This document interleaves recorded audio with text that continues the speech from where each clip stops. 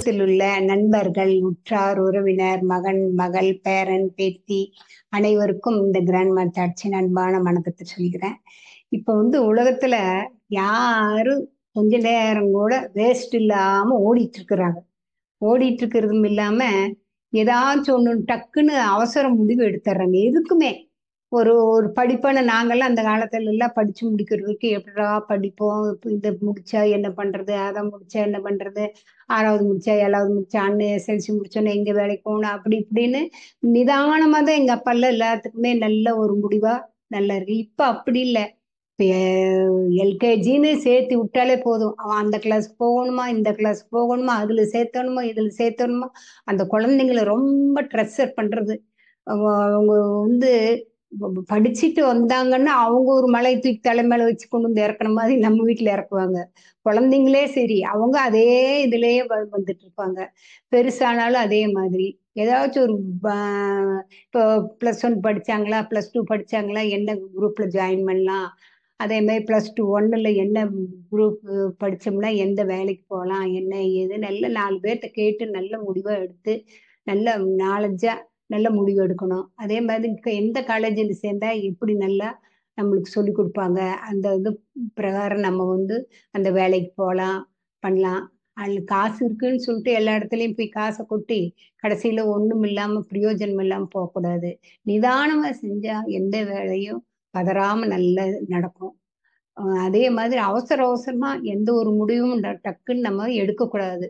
ஏதாச்சும் ஒரு முடிவு எடுத்தோம்னா கடைசியில 2வது நம்ம இப்படி செஞ்சனாலதான் இப்படி ஆச்சோ அப்படின்னு நினைக்கக்கூடாது. ஒரு தடவைக்கு 4 தடவை நல்லா சிந்தித்து செயல்பட்டோம்னா நல்லா இருக்கலாம்.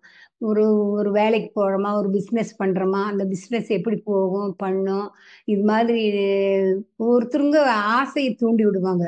இது மாதிரி நீங்க இந்த காசு போட்டீங்கன்னா இத்தனை காசு உங்களுக்கு லாபம் வரும், நீங்க உடனே ஒரே மாசத்துல கோடீஸ்வரர் ஆயிருவாங்கன்னா அது ஒருத்தர் சிந்திக்கிறது இல்லை. எப்படிடா ஒரே மாசத்துல கோடீஸ்வரர் ஆகல, ஒரே மாசத்துல லட்சாதிபதி ஆகலான்னு. அது அவங்க இருந்ததுன்னா அப்புறம் ஊர்ல எல்லாரும் லட்சாதிபதி கோடீஸ்வரன் தானே இருப்பாங்க. யாரும் கொஞ்சமா இதாவே இருக்க மாட்டாங்கல்ல. அது மாதிரி ஒரு முடிவு எடுக்கிறதுங்கும் போது நிதானமா நம்ம உலகத்திலுடைய எல்லாருடைய அனுபவமும் எல்லாம் எல்லாம் ஒவ்வொருத்தர் சொல்லிட்டே இருப்பாங்க. தோத்தவங்களும் சொல்லுவாங்க, ஜெயிச்சவங்களும் சொல்லுவாங்க. அந்த மாதிரி எல்லாம் ஒரு 4 பேர்த்த நல்லா படிச்சவங்க, நல்ல வேலைக்கு போறவங்க, அந்த மாதிரி ஒரு முடிவு எடுக்கணும். ஒரு இப்போ ஆன்லைன் பிஸ்னஸ் அப்படி இப்படின்ட்டு ரொம்பவும் ஆன்லைன் பிஸ்னஸ் கூட ஓரளவுக்கு எப்படியோ போய் கரெக்டா சேர்ந்துருதுன்னு வைங்க. ஆன்லைன்ல சூதாட்டம்னு ஒண்ணு ஆரம்பிச்சு நிறைய குடும்பத்துல ரொம்பவும் இதா போயிட்டு இருக்குது. ஒவ்வொருத்தர் கேக்குறாங்க, ஒவ்வொருத்தர் கேட்கறது இல்ல. அதே மாதிரி ஒரு வேலைக்கு போறேன்னா அந்த இடத்துல இந்த வேலையில இருக்கலாமா வேண்டாமா அப்படின்னு டக்குன்னு முடிவு எடுத்துறது. ஒரு வேலையில ஒரு ஒரு 6 வருஷம் 7 வருஷம் ஒரே இடத்துல இருந்தா தான் அவன் கம்பெனிக்காரன் நம்ம மேல நம்பிக்கை வச்சு நம்மளுக்கு வேண்டிய உதவி எல்லாம் பண்ணுவான். ஒரு போனஸ் கிடைக்கும், அந்த மாசமான ஒரு 6 மாசத்துக்கு ஒரு இன்கிரிமெண்ட் கிடைக்கும். இந்த மாதிரி ஒவ்வொரு இடமும் நம்ம பார்த்து சிந்திச்சு நம்ம அவங்க கொடுக்குற வேலைக்கு பங்கம் இல்லாம, அவங்க சொல்றதுக்கும் பங்கம் இல்லாம நம்ம செஞ்சோம்னா அவங்க நம்ம மேல ஒரு அபிப்பிராயம் இருக்கும். அடே பாரு நம்ம சொல்றதை விட நல்லா செய்யறாங்கும் போது அவங்களே எல்லாமே நம்மளுக்கு செய்வாங்க பண்ணுவாங்க. அந்த மாதிரி நம்ம உம் மடார்னு ஒரு வேலையை ஆரம்பிச்சோம்னா அது 4 பேர்த்துக்கு கேட்டு தெரிஞ்சுக்கணும். எந்த ஒரு வேலையுமே நம்ம ஒரு வீடே கட்டுறோம்னா டக்கு டக்கு டக்குன்னு கட்டுறோம், ஒரு லோனை வாங்குறோம், அட வாடகை கொடுக்க காசு லோனை கட்டிடலாம் அப்படின்னு கூடாது. கொஞ்சம் ஒரு ஒரு வருஷம் 2 வருஷம் கழிச்சு மறுபடியும் நம்ம இன்னும் கொஞ்சம் காசு சேர்த்து வச்சுட்டு கட்டலாமே, லோன் கட்டுற காசு மீதி ஆகுமே அப்படின்னு கூட நம்ம செஞ்சு செயல்படலாம். இருக்கிற வீடு நல்லா இருந்துச்சுன்னா அதவே வச்சுக்கலாம். அதிகமா கடன் வாங்கி நம்ம நம்ம நம்ம சந்ததிகளுக்கு எந்த ஒரு இதுவும் பண்ணாம நல்ல கடனாளியா இல்லாம நல்லா இருக்கணும். அப்படி ஒவ்வொருத்தரும் ஒவ்வொரு வேலையும் சிந்திச்சு செயல்பட்டா நல்லா முன்னேற்றம் அடையலாம். அதே மாதிரி உங்க மனசுக்கு என்ன பிடிக்குதோ அது செய்யுங்கன்னு சொல்ல மாட்டோம், சிந்திச்சு செய்யுங்க. எந்த இடத்துலயும் சிந்தனை ஒரு நல்லது. அதுக்குன்னு ஓவரா சிந்தனை போச்சுன்னா அது உடம்புக்காகாது. அளவா நம்மளுக்கு என்ன செய்யணுமோ அதை அந்தந்த இடத்துல எப்படி எப்படியோ அப்படி நீங்கள்லாம் நடந்துக்கணும். இதுதான் கிராண்ட் மெத்தட்ஸ்ன்னு ஒரு அறிவுரை. ஏன்னா நிதானம் தேவை, அவசரம் வேண்டாம். அதுதான் நான் சொல்றேன். அதே மாதிரி ஒவ்வொரு ம், வீட்லயும் நிறைய பேர் இருப்பாங்க. அப்போ ஒருத்தர் சொன்னபடி ஒருத்தர் கேட்க மாட்டாங்க.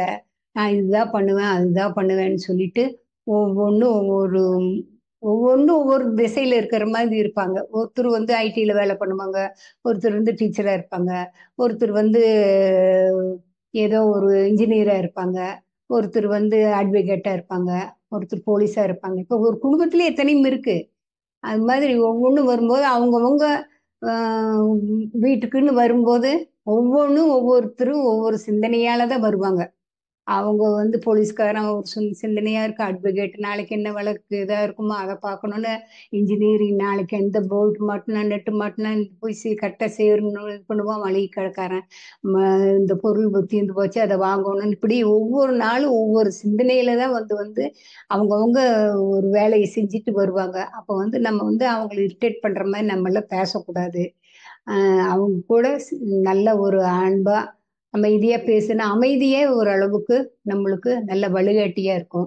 உம் எந்த ஒரு செயலும் அமைதியா அவசரப்படாம அமைதியா செஞ்சோம்னா இன்னும் நல்லா அந்த தொழிலும் நல்ல விரிவடையும். நம்ம செய்யற ஆஹ் இது படிப்பா இருந்தாலும் சரி, வேற எந்த தொழிலுமே நம்ம வந்து சிறப்படையுங்கிறது என்னுடைய கிராண்ட் மெத்தட்ஸு. நீங்க வந்து உங்களுக்கு என்ன சட்டு புட்டுன்னு வந்து வேலை ஆகணும், காசு போனா பரவாயில்ல, அது செய்யணும் அப்படின்னு நினைச்சிட்டு செஞ்சோம்னா அப்புறம் ரெண்டாவது ஒரு ஒருத்தருக்கு அது அமைஞ்சு போகும். இப்போ வந்து பாரு இந்த வேலை இது செய்யங்காட்டிக்குதான் இப்படி ஆச்சு, இது செய்யலைன்னா இந்த வேலை அப்படிதான் நின்னே போயிருக்கும் அப்படிம்பாங்க. ஒவ்வொருத்தர் என்ன பண்ணுவாங்க, அட கொஞ்சம் நிதானமா செஞ்சோம்னா இன்னும் கொஞ்சம் கம்மியா வரும், இல்லாட்டி இன்னும் கொஞ்சம் நிதானமா செஞ்சோம்னா இன்னும் கூட நல்லா பெருசா செய்யலாம் அப்படின்ட்டு அந்த ஒவ்வொரு இடத்துக்கு தகுந்த மாதிரி ஒவ்வொன்றும் ஒவ்வொரு செயலும் செயல்பாடும் அப்படியே இருக்கும். நம்ம வந்து அதை சிந்திச்சு செயல்படணும். அனாவசியமா போய் நம்ம எதுலையுமே சிக்கிக்க கூடாது. நம்ம ஏதோ ஒரு வீட்டுக்கு ஒரு பொருள் வாங்கினோமா, அது அவசியமா இருந்தா வாங்கலாம், அனாவசியமா அதை வாங்கி வச்சுக்கிட்டு என்ன பண்றதுன்னு புரியாம இருக்கக்கூடாது. அதே மாதிரி வாங்கி சாப்பிட்ற சாப்பாடுமே சரி, எல்லாம் எல்லாத்துக்கும் பிடிச்ச மாதிரி வாங்கினோம்னா எல்லாம் நல்லா சாப்பிடலாம். பிடிக்காதுன்னு நீ தின்னு நான் தின்னுன்னு சொல்லிட்டு ரெண்டாவது அதை போய் கீழே கொட்டணும், அதுக்கு ஒரு இது வேணும்ல. அதனால எதுவுமே வேணுங்கிறது நம்மளுக்கு வாழ்க்கைக்கு எது தேவையோ அது மாத்திரம் வாங்கிக்கலாம், பண்ணிக்கலாம். கிராண்ட் மெத்தட்ஸில் உங்களுக்கு ஏதாச்சும் இதில் இதாக இருந்ததுன்னா கமெண்ட் பண்ணுங்க. உங்க நண்பர்கள் எல்லாம் பார்க்க சொல்லி பாருங்க, சப்ஸ்கிரைப் பண்ணுங்க. நீங்க வந்து உங்க மனசுல என்ன தோணுதோ இந்த மாதிரிலாம் நீங்க எல்லாம் நினைச்சு பார்த்துருப்பீங்களோ என்னமோ தெரியல, ஆனால் நான் சொல்லிட்டு இருக்கேன். அதனால நீங்க அதை பார்த்து இது மாதிரி நீங்க சிந்தித்து செயல்படுங்க. இது என்னடா இப்படி சொல்றாங்களேன்னு நினைச்சுக்காதீங்க. வணக்கம், வாழ்க வளமுடன்.